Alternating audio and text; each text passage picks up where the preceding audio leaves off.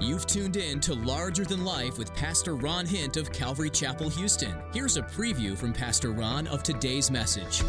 Number one, you want to exasperate your children? Don't spend any time with them. Don't spend any time with them.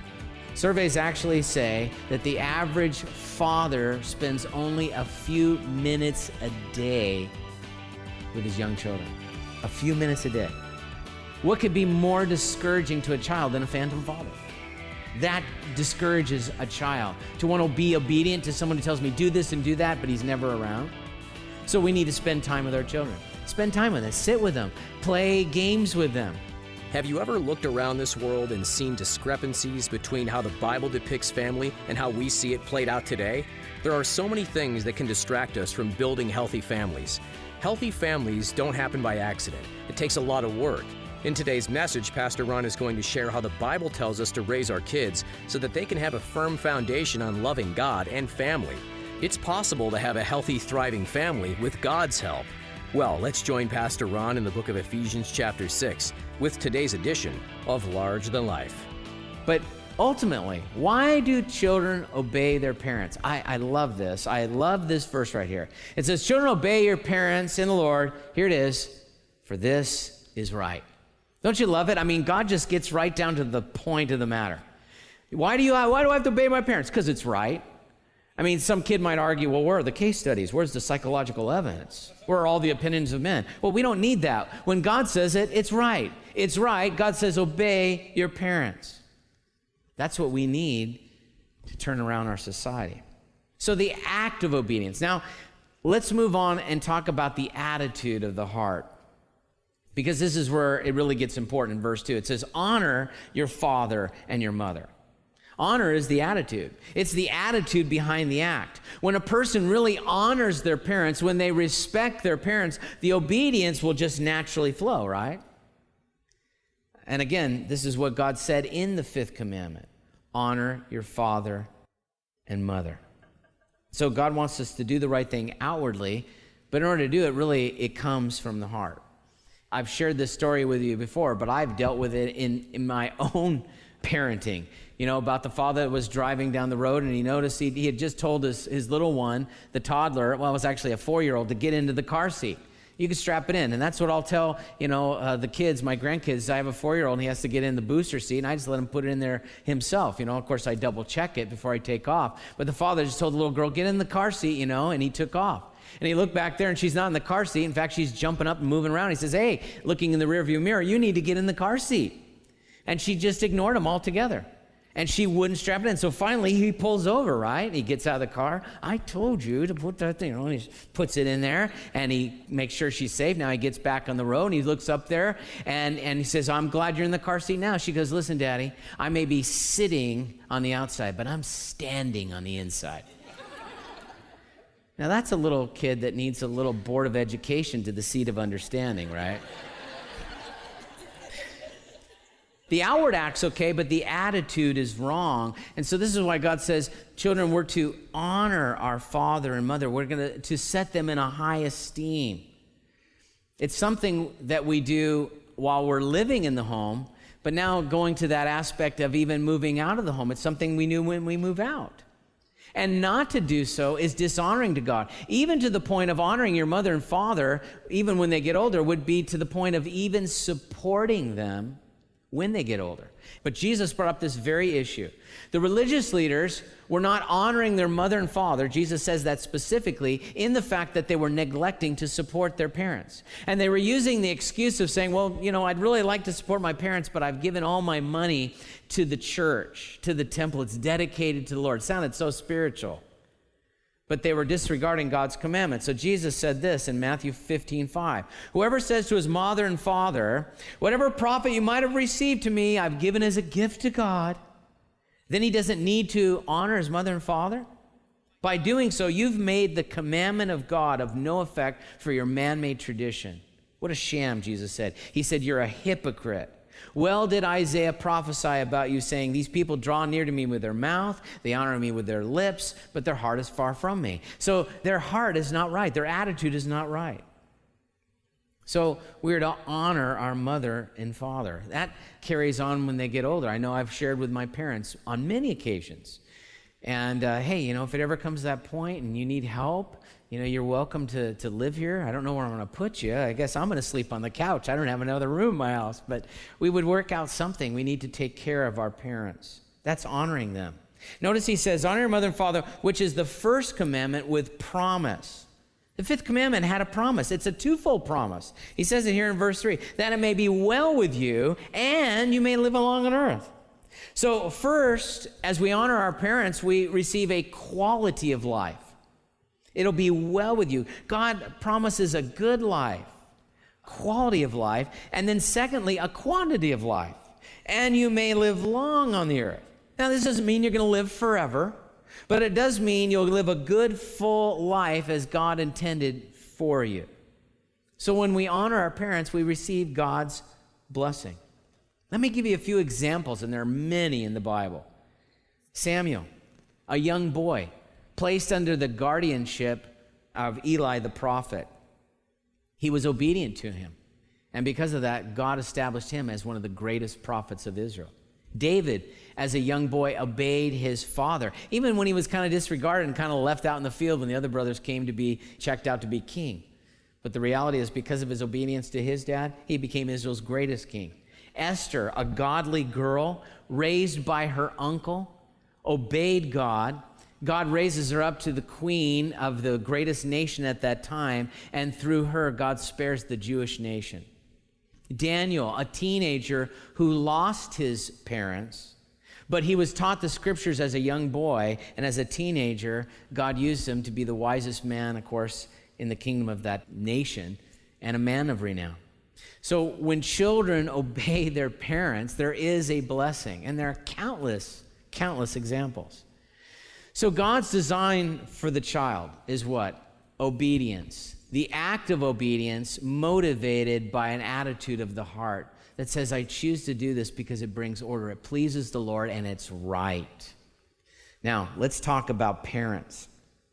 And again, we're going to cross over back and forth, but just one verse. He says, and you fathers, do not provoke your children to wrath, but bring them up in the training and admonition of the Lord. Now, if you look at that there, you'll see there's two commands. There's a negative command, don't do this. And then there's a positive command, bring them, do this. So we'll look at both of them. First, there's a negative command. And you fathers, don't do this. Don't provoke your children to wrath. Now, when he says fathers here, it can be translated father, as it probably is in most of your translations, and that would make sense in the fact that Paul's addressing the head of the home, which then, of course, trickles down to the mother and the father and to the children obeying them. But the word can also be translated parents, and is so translated, same word translated in Hebrews 11:23. And I believe that's really what Paul has in mind. He's addressing the parents, first the children and then the parents. But here's this negative command, don't provoke your children. The word provoke literally means to exasperate your children. In other words, doing things to them that frustrate them, that can cause them anger, or can cause them not to obey you, you see. Paul says, as stewards of our children, given this wonderful grace, don't exasperate them. So that said, I thought what would be best is just to give you a few examples of what exasperates children. I think you'll track with these pretty easily. Number one, you want to exasperate your children? Don't spend any time with them. Don't spend any time with them. Surveys actually say that the average father spends only a few minutes a day with his young children.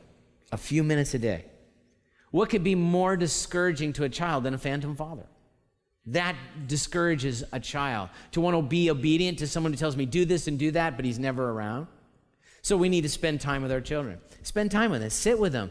Play games with them. Just do whatever they want. It's amazing how little time you do that, and all of a sudden, man, the joy comes out of their life.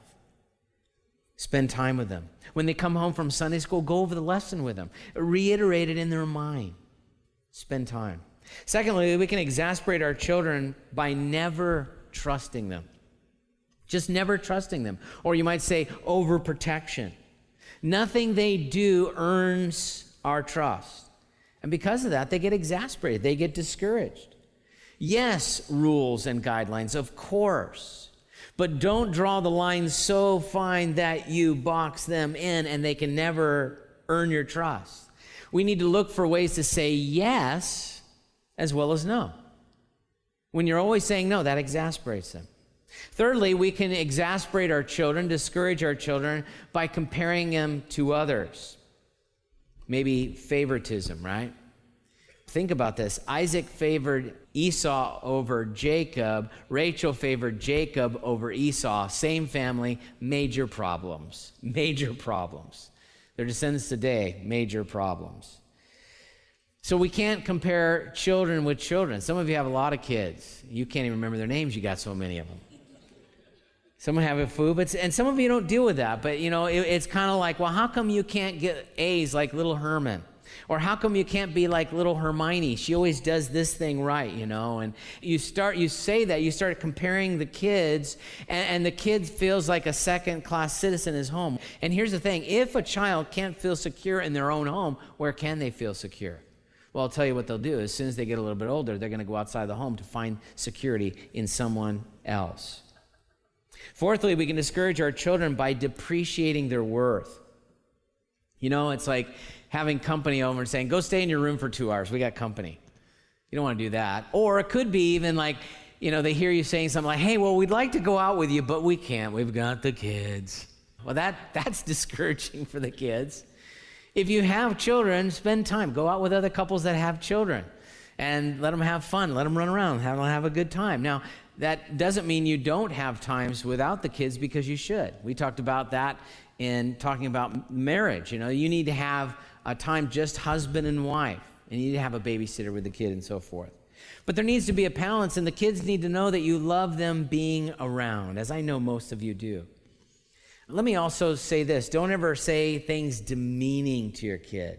You're stupid. What an idiot. I mean, my goodness, that's really going to make a child feel just low in their home. And if something comes out and you said something bad like that, man, be quick to apologize and make it right. Fifthly, we can exasperate our children by never rewarding them. We always look for the bad things that they do, right? And that's easy to do as a parent, especially as they get a little older. How come your room's not clean? How come you didn't finish your homework, right? How come you don't like that? I do this. How come you didn't do that? All these things. So we have to work hard, and we really do. I remember us coming up with a list to come up with things that were actually good. Okay, let's look to be proactive, to look for good things. So look for things to say, hey, that was great. That was good. Hey, I really appreciate you picked up that paper. Hey, I really appreciate the way you did this, Now, if you have teenagers, that gets really hard, right? It really does. Dave, I love what you've done with your room. Is this early caveman? What is this? That smell, that's muskox or whatever that is. That's must be in, But you're looking for ways to encourage them. Number 6, we can provoke our children by pushing achievement. Man, a lot of parents do this. They're pushing achievement on their kids to want to live through their kids, whether it's, intellectual achievement, scholastic achievement, or it's sports achievement. This is the guy that gives his kid a football, a baseball, a bat, a basketball, while the kid's in the nursery room, right there at the hospital. All right, kid, knock on, you're going to do it, and you put this pressure on them. I remember one year, and I played Little League, just many, many years. But I remember one year I was on this one particular team, and we were in the playoffs, and we were feeling all this pressure being in the playoffs, not so much us as kids, but the pressure all of our families placed on us, right? And then the coach on top of it, he had a son on our team, and the coach was so, just wigged out. Him and the other coach got in a full-blown fist fight in our playoff game. And I'm thinking, what? It's just crazy. And so there's this tendency to push our children to be overachievers. Yes, we need to give them goals, of course, but don't exasperate them by expecting, you got to do this, you got to do this, you got to do that. Man, that discourages them. Number 7, we can provoke our children to anger, exasperate them by never letting them act as kids. And this is a danger. It depends. Some parents let their kids act like kids too much. And that's the parents just let their kids run around all the time. Whoa, woo, shoo. Okay. Now you got to harness them in. They need a little bit of discipline. But some go the other way, and they never let them act like kids, right? You got to always, they're like this, yes, sir, yes, ma'am, and they're like robots. You don't want to do that. That's exasperating. We used to say to ourselves when our kids did something dumb, sit up and act like you're 30, because we'd say it as a joke to ourselves, reminding ourselves they're not 30.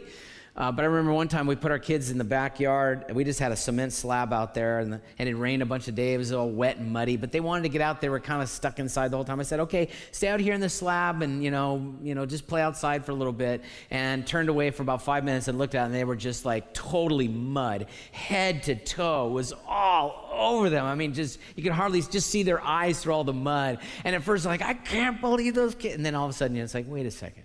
They don't get to do this all the time. So, we got out the camera. It was a Kodak moment. Those of you who are young, you don't know what that term means. What's a Kodak?